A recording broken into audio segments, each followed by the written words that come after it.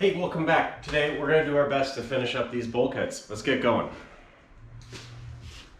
Okay, if you've watched recently, you know two things. A, I was missing some parts to finish the biggest bulkhead in the group. We have those parts. We're going to get working on it in a second. But B, if you remember, I put too many rivets in this piece. I want to show y'all how we're going to get them out. Last week, I spent a bit of time ruminating aloud about mistakes, and it occurred to me that I've never showed many of the tiny mistakes we all deal with nearly daily. Misset rivets are an inevitability, and even if every single one of your rivets is perfect, you'll still wind up drilling some out due to other rework.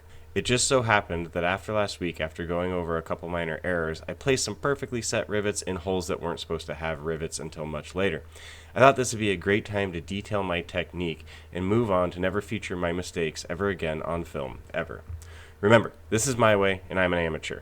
Though if there is one thing I'm good at by now, it's probably drilling out rivets. In this example, I'm drilling out 1/8 inch rivets, but the process is very similar for 3/32. I haven't had the pleasure of drilling out anything larger at this point, and I hope I never have to. This will be incredibly quick, so let's get to it and we'll move on to the build. Okay, the idea is always to put rivets in, but eventually you're going to mess something up. If you're me, you're going to do it quite often, and you're going to have to get these rivets out. In this case, I put in all 6 rivets attaching my tie-down bracket, when in fact 4 of these are supposed to be left open for when the vertical stabilizer gets put into place. Part of the rivets that will attach the vertical stabilizer will be these 4. So we're going to go ahead and remove it. The process is pretty simple. First, I like to get a center punch right in the middle of the rivet so that our drill doesn't walk on us.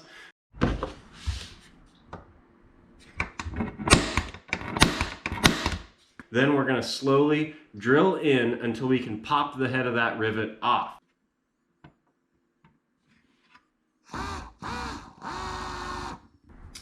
Sometimes you do have to steer that drill bit a little bit. Despite having a center punch, you almost never get it right in the center, and so you want to steer that as quickly as you can to the exact middle of the rivet and then head straight down. With luck, your hole is going to hug that drill real nice and tight instead of being hogged out, which means that you can give it a little rock and that head should just snap off. From there, just use the center punch to push that rivet through.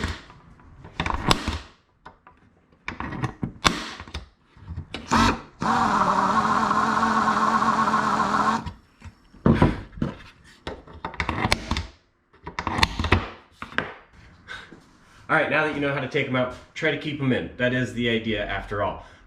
This stack of bulkheads is done, or done for now, as I always say. I'm going to move it aside. I got all this room back behind me now that I've done some housekeeping. We're going to try to put a fuselage there, but first we're going to tackle this bulkhead that I had to set aside because of a lack of materials.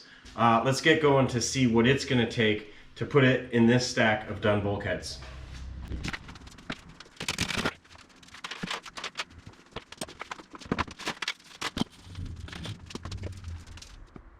Alright, we're going to pick up right where we left off, which is this. I got to cut some angle aluminum. Before I didn't have it. I made the trek out to Vans, I picked some up, we've got it now.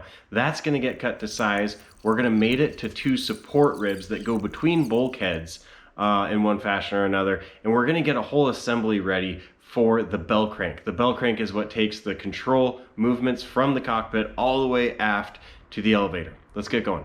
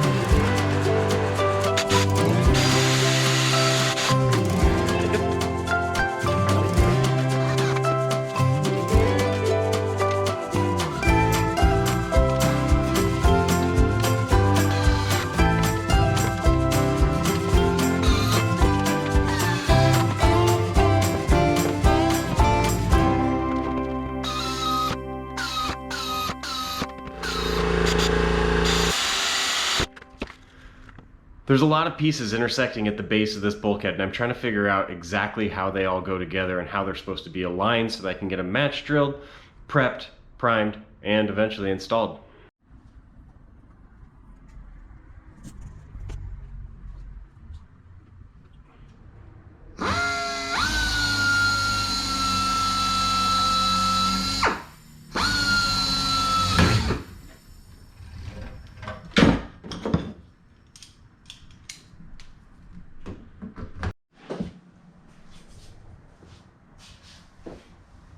Well, that's basically it.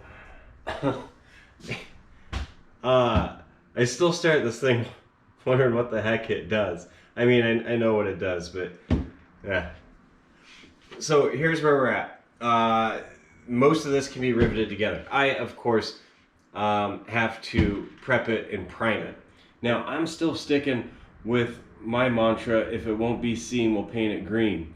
Not only does it have the allure of a Johnny Cochran courtroom saying, I think it'll keep me moving forward as quick as possible. So that means everything behind this, I'm just going to go ahead and shoot with AXO, which will have it ready to rock as soon as tomorrow or this afternoon, really. Now, these three pieces that are the bulkhead, I was checking out another RV7 at the field today, and there are aspects of that that will be just barely visible from the cockpit. And so this one I could probably get away with, but I'm not going to bother. I'm just going to paint the whole bulkhead surround white, and that'll take a little additional time. For now, let's get this broken down and prepped and start getting pieces in the priming booth. Well, I wanted to get it together one time before breaking it apart. This is the whole assembly, and this is pretty cool.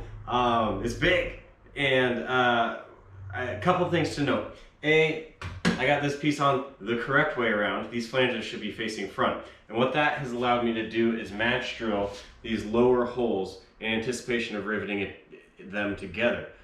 That's the last of it before we get to deburr and prime. A process that this time will leave you out of. I'm just going to keep my head down and get to work.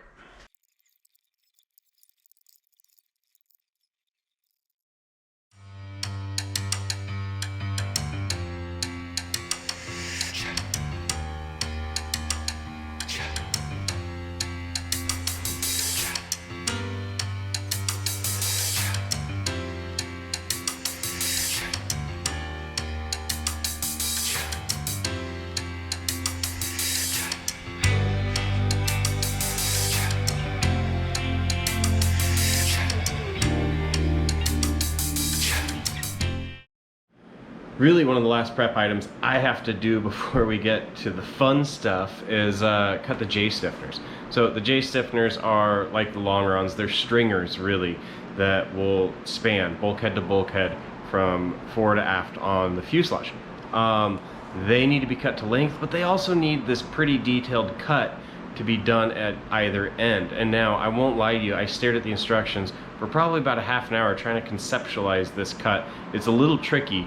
So the best I can do to explain it to y'all is get one done and do an extended shot of what I created.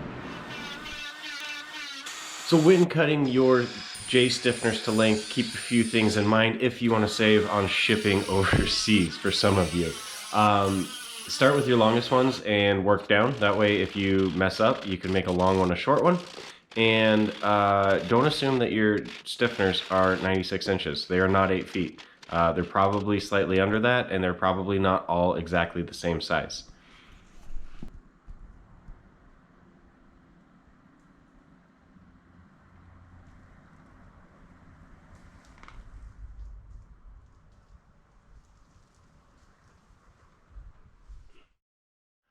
All right, primer's finished, primer's dry. We're ready to rivet together this final bulkhead. And I'm kind of happy it's the last one because this one's pretty fun. The white primer came out fantastic. I'm getting better at it. I'm starting to figure out how to get a really nice white finish out of it that's going to look fantastic on the inside. Now, realistically, only the flange of this bulkhead is going to be visible by the end of the build, but still, we don't want a strip of green inside the cabin.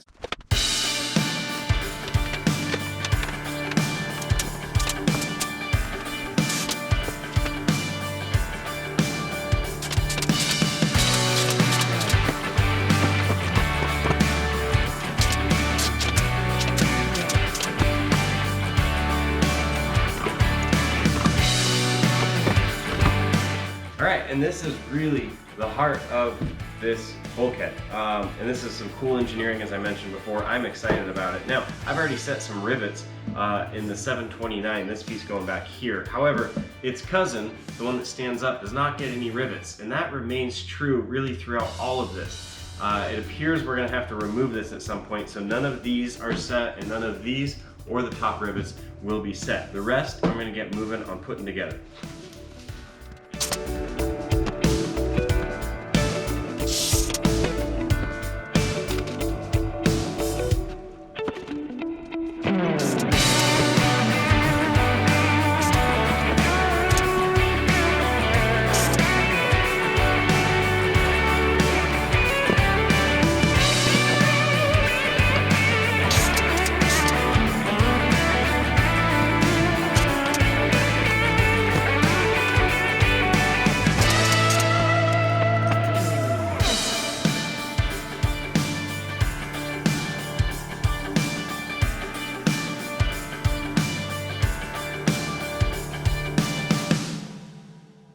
So the next step, as Vans puts it, is the fun part, and I couldn't be more excited. Let's take a look.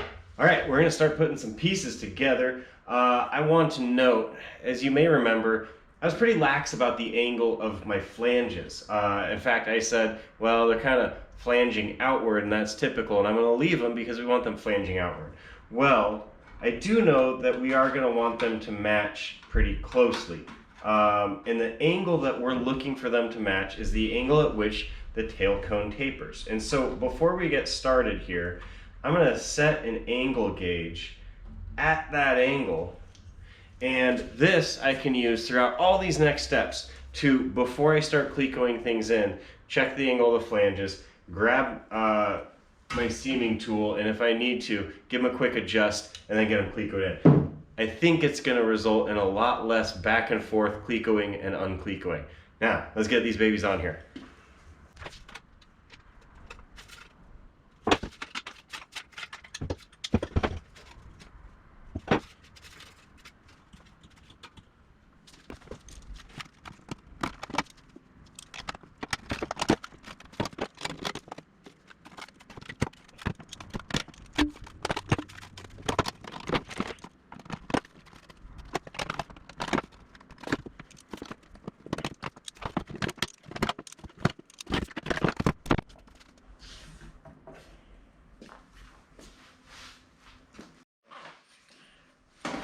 At first, I wasn't real impressed with the fit, but then I did remember that some of these areas where I'm looking at to make that assessment, there's going to be a J channel in there. So I'm missing a whole layer of aluminum.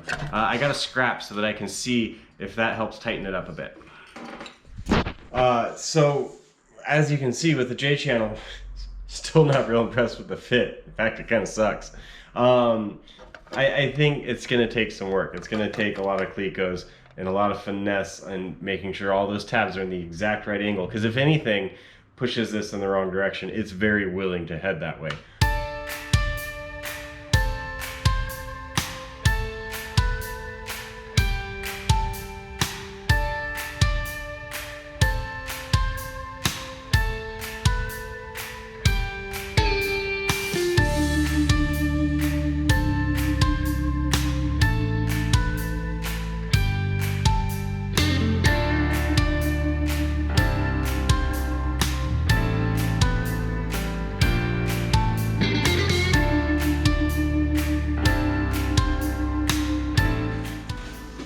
Well, this is cool. It's happening. It's starting. The fuselage is starting to fuselage, and I like that.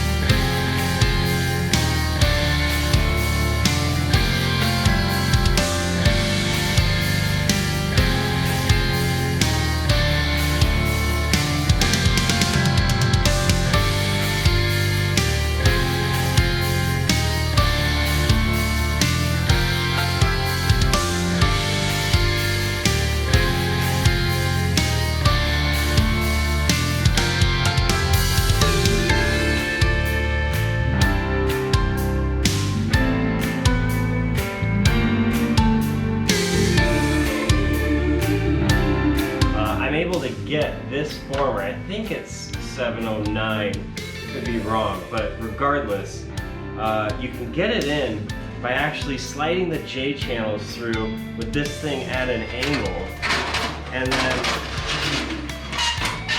just sliding it into place like that.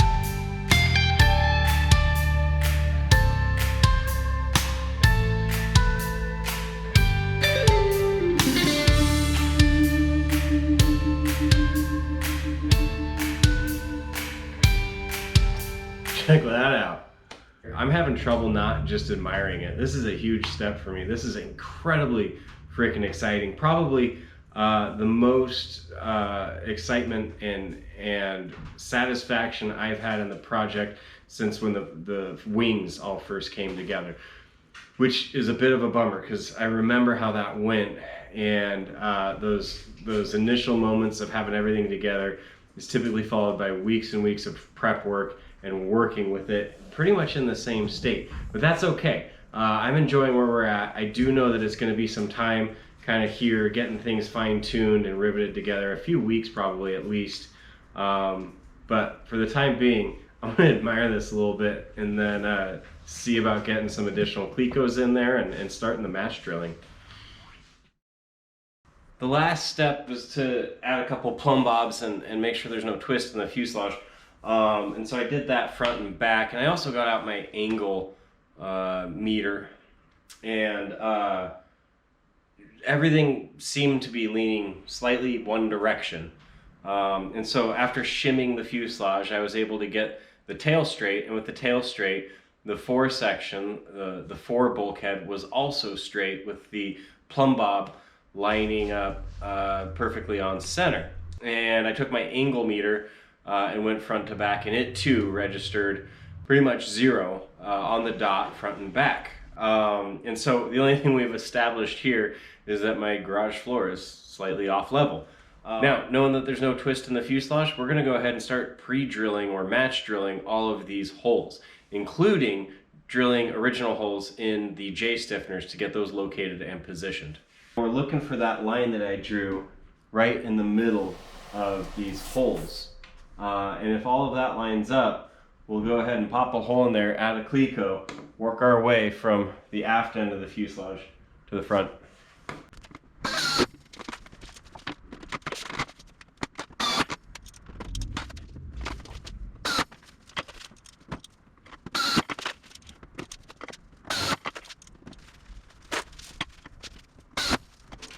The first J stiffener is in, it's drilled, and I got it clecoed in. I'm going to continue to do that for the lower one and then the upper and lower on the other side. Other than that, there's just a bunch of match drilling the bulkheads to the skins, and then everything comes off. So I'm going to get to work on that. I'm going to let you guys get to work on whatever it is you're working on, and we'll meet up next time when it comes to riveting this whole piece together for good. I want to thank everyone for tuning in, for watching, for liking, for subscribing, and for all the nice comments. We're really starting to make some progress here. I'm excited to see it. We'll catch you next time.